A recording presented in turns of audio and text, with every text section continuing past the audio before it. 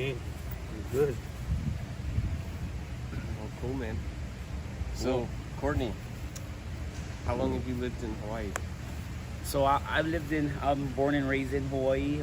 So I'm 42 years old, soon to be 43 next month. So just about 43 years, born and raised in the islands, on Oahu specifically. And yeah, I mean, who knows where it's gonna take me, but so far I love it there, and that's been that's home. But who knows what the future will hold. Yeah. So, where'd you go to high school? So yeah, so I went to high school at Pro City High School. So I'm a '99 grad. But the funny thing is, I didn't live in that district.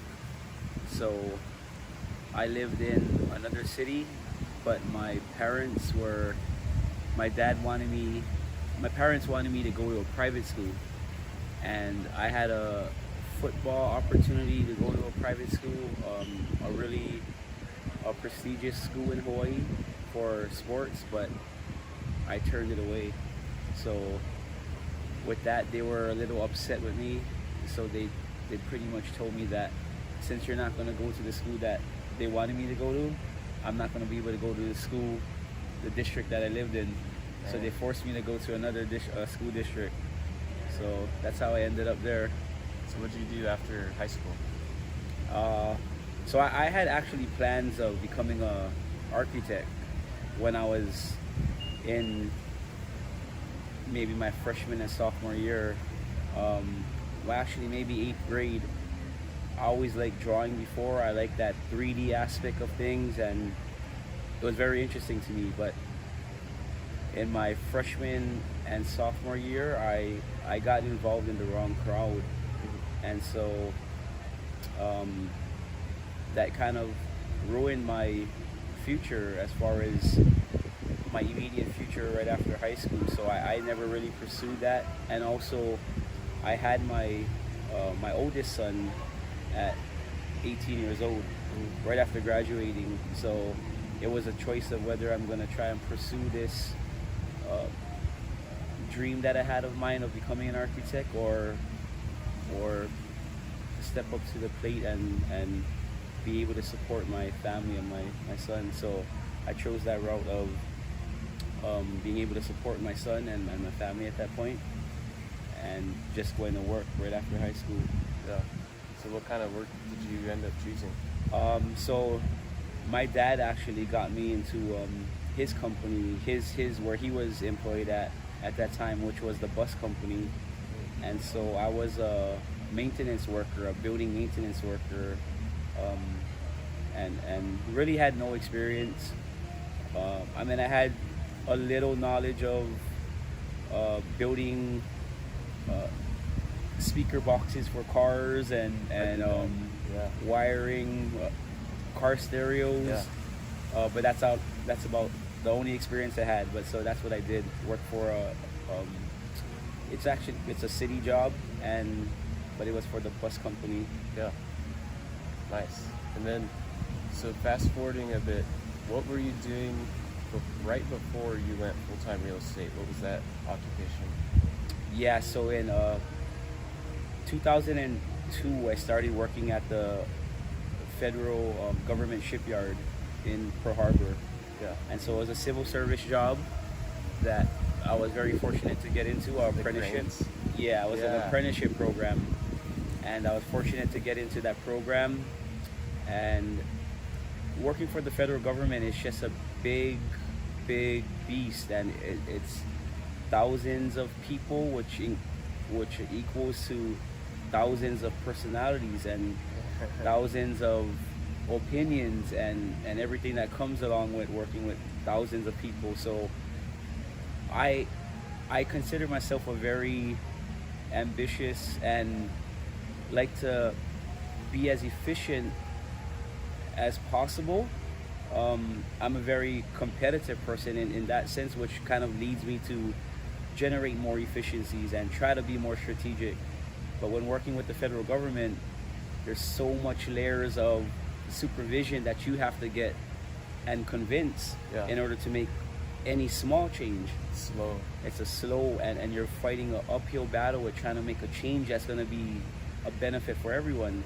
So at a certain point, after about a little over 10 years of working there, I figured, you know what, I'm just going to take that energy and drive and passion that I have for trying to make something better and build something and contribute it to something that I can control. So which led me to kind of getting started in real estate. So what year was So that was 2014. Okay. So, but that bug of real estate investing actually started from the year,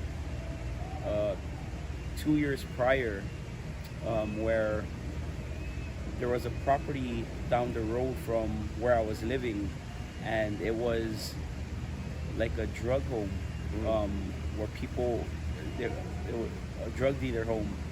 And so I was working with the DEA, the FBI, the local police department, trying to get these people moved or arrested or relocated, or and so finally, after about a year of trying and no results, one day I seen a dumpster in the driveway of that home, and I didn't know what to think of it.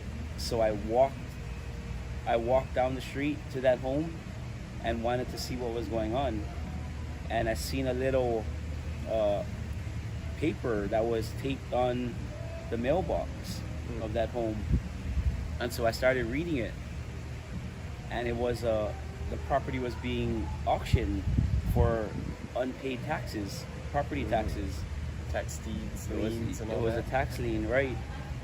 And so that got me to kind of think. And so I went to the auction thinking that I could try and buy this property.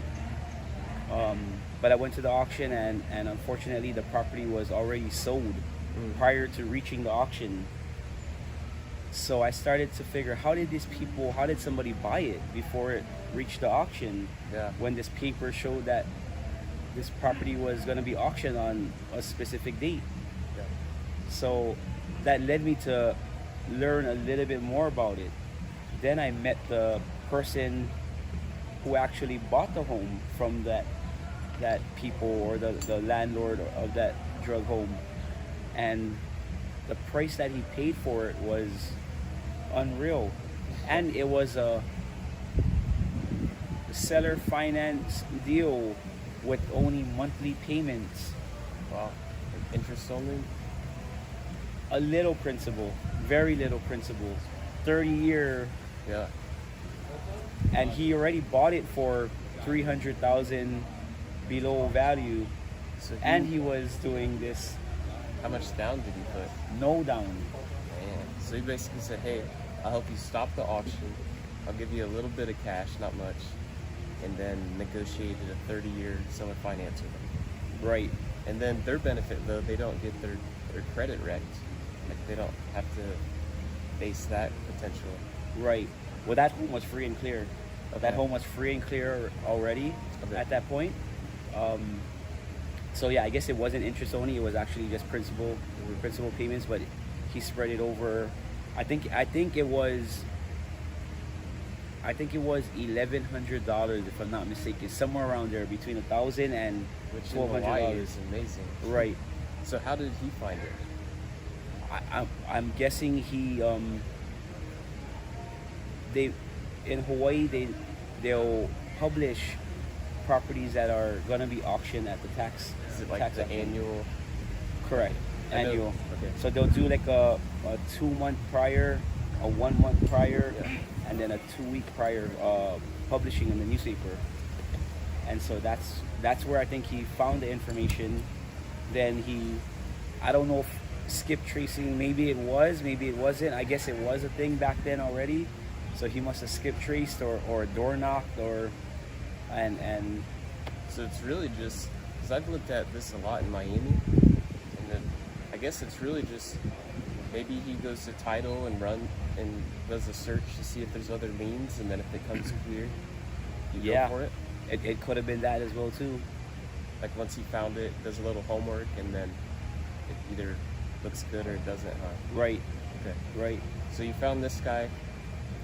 Sounds like you learned a lot from him, and then what did that turn into? It piqued the interest on learning about this, and so then I started down this little rabbit hole of investing. And so at that point, it was 2013 now, and I decided that the next best move was to buy and hold property in Las Vegas, where it's considered the ninth island, so where all the Hawaii people like to go. And I just thought, why not buy it in Vegas, where we like to go? So I looked at a property in Vegas and found this property that was a pretty good deal that I was going to turn into a long-term buy and hold. And what happened was I was under contract for that property, and for a million different reasons, my underwriter for the bank, which was referred to me by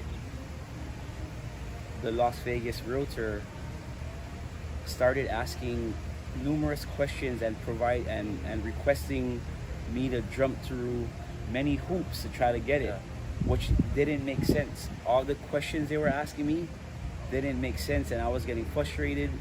And finally he said that they're not able to perform on the loan. But I followed up on it, and then I learned from other people a couple months later that there was many scams going on in Las Vegas. Okay. And so what one potential scam is, which I think was